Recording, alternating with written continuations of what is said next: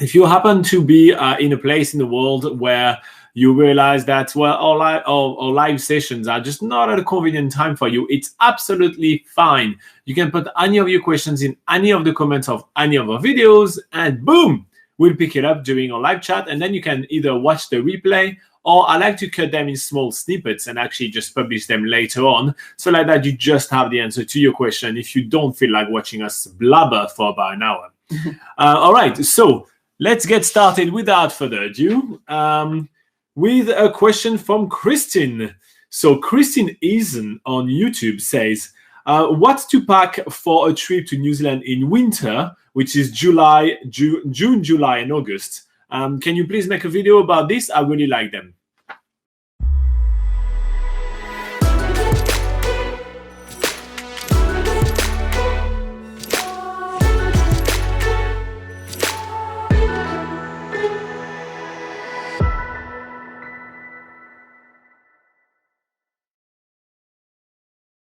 You're very welcome, Christian. We do really like making those videos for you as well. And yeah, so winter in New Zealand can get quite cold, but let's get started. So let's recap. When is winter? What is there to do in New Zealand in winter? Give us a bit of information. Yeah, so as you know, with New Zealand being in the southern hemisphere, that means its winter is a bit different from the northern hemisphere. So winter is officially the months of June, July, and August. So yeah, like winter elsewhere in the world, that means that it's generally the coldest time of the year to travel to New Zealand. So you are definitely going to want to pack appropriately for that. That's for sure. So because the weather in New Zealand is ever changing, you will notice that in this packing list that we're going to give you, there is a little bit of everything. The New Zealand weather is very famous for being a 4 seasons in one day. And seriously, even in winter, you can have an absolute stellar, beautiful bluebird day. And within about 30 minutes, it can just change to be a hailstorm. No joke, that actually happened to us. Yeah. All right, so for this packing list, we're going to go through different steps. And the first thing that we're going to start with is the carry-on packing list. So what to put in your carry-on for coming to New Zealand. You will find that there's also a few things that you need just paperwork-wise. Yeah, so it is good to actually have like 2 separate packing lists, like one for your carry-on and one for your checked-in luggage, because there's going to be a few stuff that you want to have access to on your flight to New Zealand. But there's also some things that you don't want to pack for obvious security reasons at the airport as well, and what you can actually take onto the plane. But just for a packing list for your carry-on, it's a good idea to obviously have your passport and your flight ticket. I know it doesn't really need to be said, but just in case, it's good to jot it down. I actually have had a friend that showed up at the airport without his passport. Really? Yeah, had to rush back. I didn't even know that happened to people, but yeah. Also, if appropriate, you do need a visa. For instance, if you are coming to New Zealand to work or you're on a working holiday, you'll need to have the visa and supporting documents to go with that. So for instance, if you are, coming on a working holiday visa and your visa requires you, for instance, to have sufficient funds for your stay, you just need to have like a printout of a bank account of showing that you have such funds. We do have a full video explaining that whole thing on our YouTube channel. So yeah, you can search that up. Or are you putting links in the comments now, yes, in the description below now? I'll put some links below, as requested by some of our viewers. Yeah, so also it's a good idea to have another form of ID. For instance, if you need a driving license, just to have all that sort of important documentation all together with you in your carry-on. If you're thinking of renting a car in New Zealand, you're going to need your overseas driving license. And if your driving license isn't in English, then you'll also need to have an international driving permit. So make sure that you have that also packed if you need it. We also recommend packing cash, enough for your first week in New Zealand at least. The reason for this is that, sometimes things can go wrong if you only bring your credit card, for instance, or your debit card or something, and you can't actually withdraw cash in New Zealand. I know that some overseas banks put security locks if they have any suspicious activity on them. And it does happen to people that when they realize when they get to New Zealand and they go to withdraw that first set of cash or whatever, there's a security lock on their card. Yeah, that can happen. So just as a safety backup, it is a good idea to have enough cash for your first week in New Zealand. On top of that, it's good to also have your credit and debit card available and handy on you, safe with you. These sort of important documents are generally better to have in your carry-on, so you have them with you just in case your checked-in baggage gets lost. That definitely can happen. It's happened to my family when they've come to see me in New Zealand. Usually your luggage will only get lost for a few days and will come on a flight a few days later, but it's just always good to be prepared for that sort of thing. Also remember about your travel size toiletries. New Zealand is quite far away from everywhere else in the world, so chances are you're going to be taking a really long flight. You might want to be having some, I don't know, maybe a little bit of toothpaste or something to freshen up while you're traveling to New Zealand. So having some toiletries in your bag is generally like something that you might need. But remember that there are the restrictions for how much liquids and pastes you can bring in your carry-on luggage. So we do have information about that on nzpocketguide.com. Particularly in our article, what to pack in your carry-on for New Zealand. Robin will put a link in the description. All right, and then some entertainment. Like I say, it's a long flight to New Zealand, so something to keep you busy while you're in your flight or while you're waiting for your next flight. Just make sure that you have something to entertain yourself with. I recommend a travel pillow of some sort. Again, it's a long flight, and the little pillows that they give you on those long haul flights tend to not really do much. They're terrible. I don't even know why they. I never know what you're meant to do with it. Like stick it against the wall and maybe rest your head on it. So tiny, so thin, so. I think it's more like we've thought about it, but we didn't really think of a practical solution. So it's best to have your own travel pillow. Robin likes the blow-up ones because you can obviously have them really small in your bag and just blow them up when you need to. Yeah, basically they don't take up space your whole trip. While with the blow-up ones, while if you get the one with like little beads or foam inside or anything, it's just gonna stay that size for the whole time, and it's just a nightmare to carry around. So I like the blow-up. I do tend to agree with that, but you can get some pretty cool memory foam ones now that fold up really small as well. Yeah, that's true. That'd be quite luxurious to have a memory foam travel. I mean, both of them, as long as they become really small. My point is just get something that is kind of easy to carry afterwards. It can be blow up, it can be memory foam. Yeah. I actually have seen some memory foam one that actually shrink smaller than some of the blow-up ones. Really? It's quite insane how small they become. Yeah. And then finally, in your carry-on, make sure you have a spare set of clothes. Again, one reason for this is just in case your luggage gets lost, your check-in luggage gets lost. But otherwise, it's good to just have an extra layer for when they have the air conditioning in the airports or or in your flight as well. Just a spare set of clothes, like a spare jacket or cardigan or something in case you get a little bit chilly is always good as well. And I think that's enough for the carry-on. Yeah, here you go. Okay, now let's start the checklist of what you need in your actual bag. So the first thing that you're going to definitely need is travel clothes. So things that you're going to be wearing when you're going to be traveling. So we're talking about sweatpants, something comfortable, a nice jumper, just basically clothes that you're going to be really comfortable in. Forget the tight pair of jeans and the heavy hiking boots. That is not going to be fun to travel in. Yeah. But then you also need clothes for outdoors activities, because despite the fact that you're traveling to New Zealand in winter, you are still going to want to make the most of the great outdoor. In fact, winter is one of the best times to experience the outdoors in New Zealand. You have snow-capped mountain views, which are absolutely stunning. Most of the hikes are completely empty because the tourists are usually coming to New Zealand in summer. And on top of that, the weather actually is so unpredictable that you are very likely to have some amazing days to enjoy. But that may come with the risk of rains from time to time.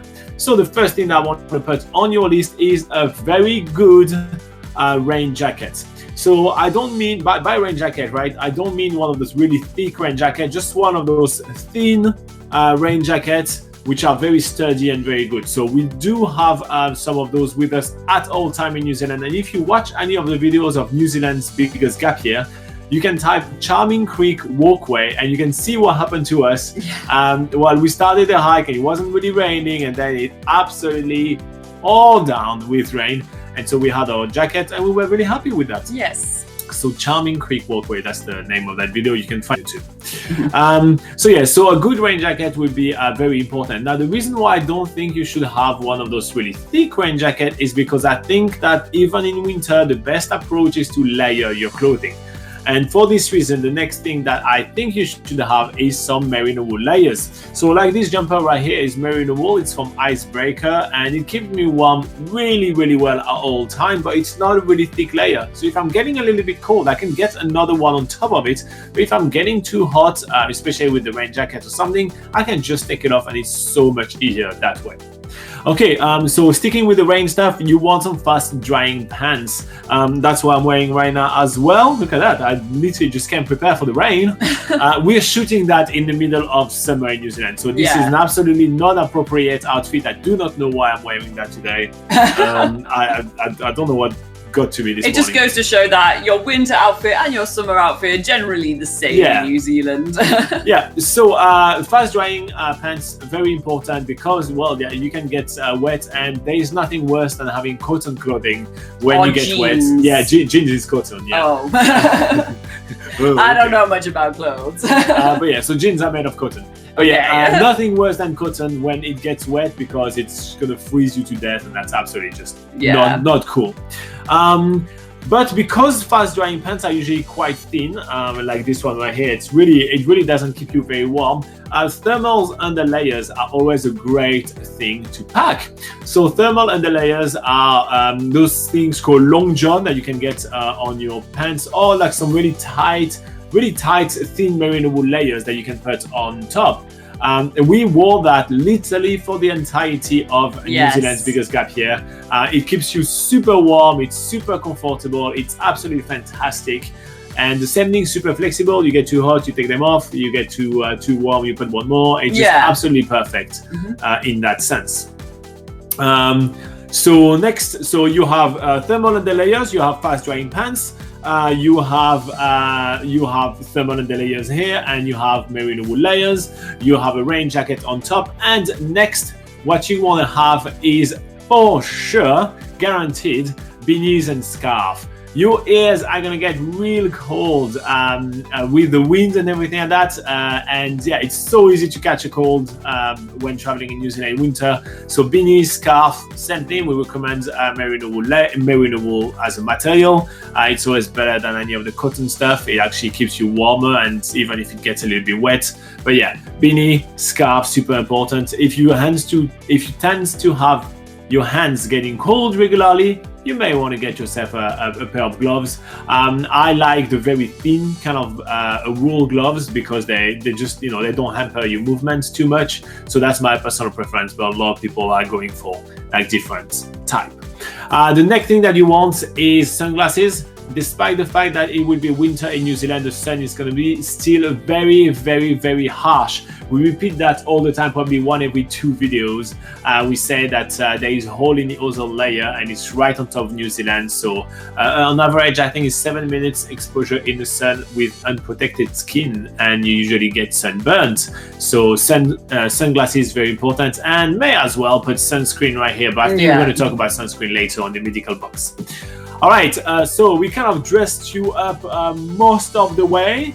So let's talk about the feet. You need some thick woolen socks, because it's going to get really cold, and there is nothing worse than having cold feet. So thick woolen socks, same thing. I keep on saying merino wool.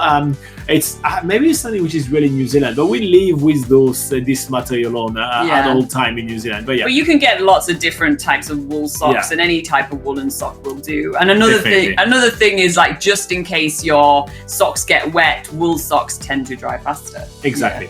It's not necessarily that it dries faster, actually, wool. It's just the fact that it doesn't get cold. There are some synthetic material that dry faster, but it's not as good. You want wool. Yeah. All right. So obviously, wool socks and your hiking boots. Now, for the hiking boots, the number one recommendation that we give, we don't really talk about high walking shoes and then walking boots and all that, just because everybody's different. For example, Laura does like the basically as low as it gets. If she could have hiking sandals or flip-flops, she would literally use that. and are high. I like a bit higher, so I like boots. But the one thing that you absolutely need to keep in mind is that you want them to be waterproof. Between the snows and the water and everything like that, in winter in New Zealand, you absolutely need waterproof shoes. Your running shoes in New Zealand in winter won't cut it, and you're going to be freezing cold. You're going to destroy them. It is not going to be a good experience, so don't do that. So there is different type of technology that every company has. I think it's like Dry Proof is the one from Colombia. Gore-Tex is the one from another one. I mean, they all have a different like name. T-Tech, C-Tech. Yeah, T-Tech, yeah. All those sort of tech. So whatever tech, but as long as this tech is waterproof. So yeah, I bought a brand new pair of Columbia walking shoes, which I'm really happy with. So that's a brand that we can recommend. Laura is wearing Merrells. I think that's... Oh no, it's a UK brand that I don't... No? Okay. I don't even know what So it is, Merrells but I had, and I like them. Solomon as well are pretty good as well. And, I've had Timberland before. Yeah. It's been good waterproof ones. Yeah. So if you do have some hiking shoes which are a little bit old, maybe consider redoing the waterproof treatment on them. You know, if you're not buying a new pair of hiking boots, make sure you re-waterproof them. And I think this has to be done a couple of weeks before you come to New Zealand, just because it needs time to dry, to set. And there is like it's, you know, like on the can, when you waterproof them, there is a whole process of what you need to do. Yeah. So just keep that in mind and plan ahead. So that is done for sure. Yeah. All right. So that's basically it for kind of like all your outdoor clothing. One last thing, the mid layers. Yeah. Oh, you said under layers. Yeah, I talked about those things already. Okay. So yeah, already done that. Yeah. Okay, then if you're coming to New Zealand on a working holiday visa, you're probably going to want to work and travel in New Zealand. So that's just for you guys. Make sure that you do have one outfit for interviews. You do not need to have a suit and tie. That's not the case at all. But just a slightly smarter shirt, a slightly smarter pair of jeans, or maybe a khaki pair of pants, which are usually works really well. So a baby blue shirt and khaki pants, and a pair of shoes, which is not too bad. That would be perfect. And also that would be versatile for going out in the city as well. Yeah. So that's quite good. And if you do feel like you do need advice for underwears, maybe just think about the way you see life, hardly, because you do not need advice for underwear. Pick the underwear you like. Just one thing though relating to that actually, is that you only really need to pack enough for maybe 8 or 9 days. True. Just bearing in mind that you will have access to laundry facilities while you're traveling around New Zealand. Are we giving underwear tips to people? Yeah. Okay, so fine. Just pack enough for, you know, I would say just a little bit over a week, because maybe you don't have the time to do laundry within a week. So just a little bit over. There's laundry facilities in most accommodations in New Zealand, including hotels as well. So there's laundry facilities in hostels, in holiday parks, in motels, and in hotels, either having like a laundry service where the hotel does the laundry for you, or they give you they have coin-operated washing machines, or they have a token where you just go to the reception, pay for a token, and use the token in the washing machines. But just as an extra tip, more for people traveling on a budget, if they are doing their laundry and you actually come across some laundry machines that look pretty decent, use those. Take the opportunity to use really decent laundry machines, because there's so many accommodations which have really old laundry machines which don't really do a good job. So whenever you come across a good laundry machine, use it. What you say? That is my advice. That is true. It's actually sometimes quite a pain. Anyway, moving on to your packing list, let's just talk about you, right? That's what the video is about. Let's talk about medication and toiletries. All right. So obviously this is really personal to everyone. Everyone has their sort of medication and toiletry routine. Yes. Some people like to wear makeup, some people don't, some people are ladies, some people are men. You know, we all have different things that wants and needs. So first thing sort of to remember on the list is your prescription medication. In New Zealand, just to pass through customs, you can generally bring about 3 months worth of prescribed medication into the country. But a good thing to have for your prescribed medication is that it's in its original container with the label of your name, and you know that it is prescribed from a doctor, just to have that information. Like, don't bring your prescribed medication like in a separate container with no labeling on. I have something to say about that. Yes. We actually received a question not that long ago from a gentleman wanting to bring a medication for his daughter because he was coming to visit her to New Zealand while she was on a working holiday. So she was staying here for a gap year, for a whole year, and he wanted to bring her resupply of medication. He asked us the question on the YouTube comments and asked us if he could.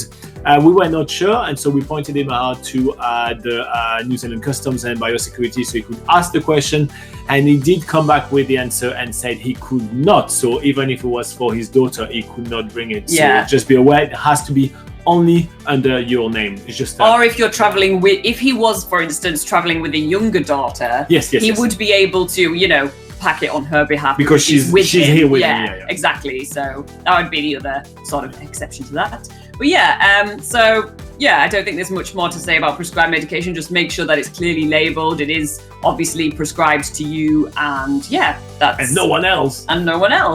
Another thing we recommend to have is like a little first aid kit.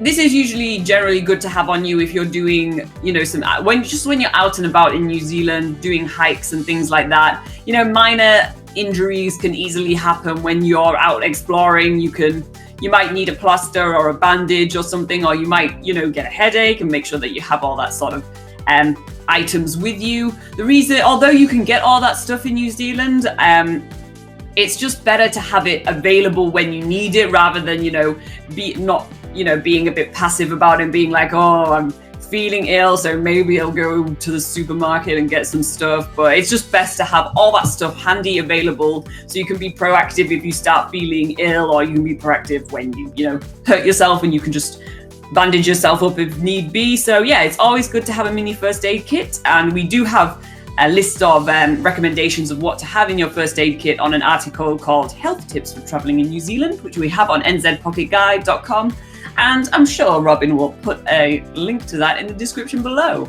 I definitely will. All right, so there's other toiletries to pack, which we have on the list right here.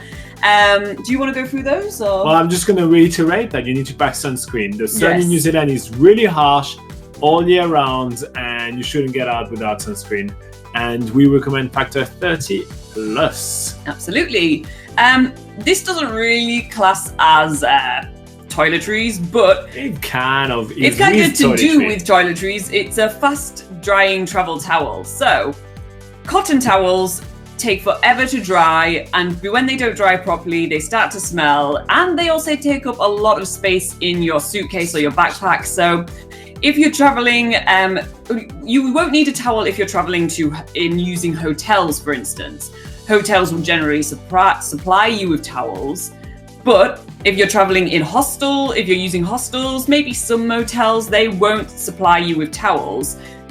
Or holiday packs as well, actually, if you're in a camper van, they won't supply you with towels. So it's always a good idea to actually pack your own towel, but make sure that you get one of those sort of microfiber, fast-drying travel towels. They fold up super small, they dry really fast so they won't smell. They're just generally a better thing to get, and I don't think they're too expensive to buy either. It's definitely worth investing in one for your trip. Next. So some people are really sensitive to insect and insect bites.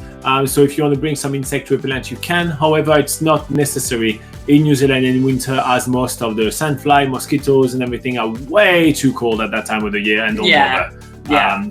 So don't bother too much with that. It's not that bad. Obviously, you want toothbrush, toothpaste. If you have to pick a toothbrush, pick one which is made of bamboo with like carbon stuff, so it doesn't kill the planet. Charcoal. So charcoal Brussels, not carbon. So charcoal Brussels. It's always better. You may want to get yourself some soap, and you may want to get yourself some deodorant, because despite the fact that you may be a little bit cold, you will get outdoor, you will exercise, and you may be sweating. Yeah, another thing, it's all sort of like, if you use it, pack it, but if you don't, then don't bother. Your razor, for instance, your glasses or your contact lenses, shampoo, feminine items, condoms, makeup, hairbrush and comb, all that sort of thing.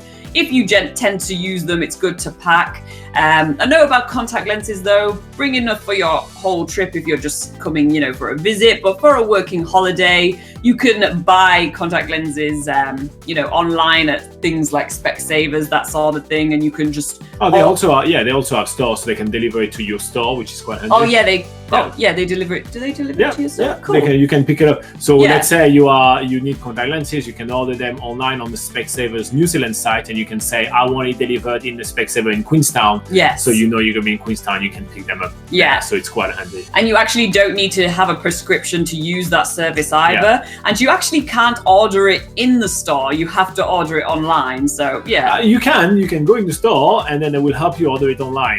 Maybe. That is just absolutely hilarious. Yeah. But, So it's just good to know, just good to be aware of, like, if you do need to get contacts, if you are staying in New Zealand on a working holiday, make sure you jot down what your correction of your eyes is supposed to be, and just so you have that information so you can order contacts online if you need to. Yeah, it's much nicer. Yeah. All right. Then obviously you want to go through the travel essentials. So thing that people usually forget when traveling in New Zealand. All right. So the number one thing is to make sure you have a New Zealand travel adapter. In New Zealand, they use the Type 1 plug. That's the same as Australia and as the same as China, same as some of the South Pacific islands. It's a 3-prong plug, and just make sure that you have a travel adapter so that you can actually charge your devices. Makes sense. But a good additional thing to have is, so if you just get one New Zealand travel adapter, you can also bring a multi-plug from your home country so that you can actually connect like multiple devices. Obviously, you only need this if you actually have multiple devices to charge or to use.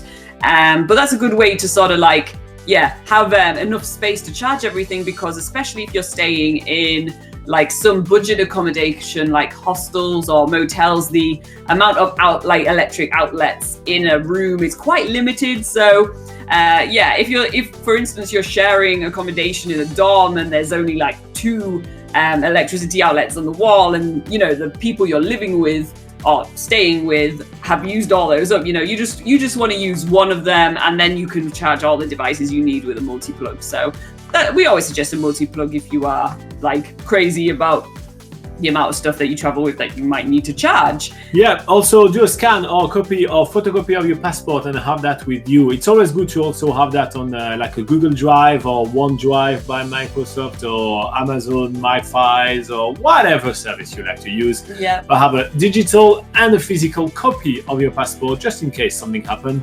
Don't forget your camera, phone, tablet, laptop, whatever devices you want to use. Don't pack 20 of them, just pick one that you're going to be using and just stick with it. And obviously don't forget the chargers for it. And if you plan on camping in New Zealand, you may want to pack some camping gears. Now, we always suggest to pack them as lightweight as possible because it's going to cost you a lot of money to take them in a plane. And make sure that they are spotless, sparkling clean, because New Zealand biosecurity is quite harsh. I'm just going slower. Yeah. I remembered, I'm trying to speak slower. So you want to make sure that everything is correctly clean, so they don't basically make you clean it when entering the country. So make sure you've done your homework. All right, so that's everything that we recommend packing for a winter trip in New Zealand. As you see, there is not that crazy difference between that and autumn, but it was worth mentioning and giving you a bit more insight in there. If you want to know more about the weather in New Zealand in winter, feel free to check out our videos about the weather in June, July, and August, which are the 3 months of winter. They are somewhere in this channel. You just have to type, maybe on YouTube, just type August nzpocketguide.com and you'll find those videos very easily. And if you did find this video useful, make sure to like and subscribe. It's a great way to say thank you to us for all our hard work, and it's free for you guys to do, so that's pretty awesome. And if you have any questions of your own, put them in the comments below, or better yet, put it in the live chat right now if you are watching us live. All right, so while you guys are still getting warmed up on the live chat, we are going to keep on going with some questions that we received from you. So again, to give us questions, you can just put them in the comments of any of our videos.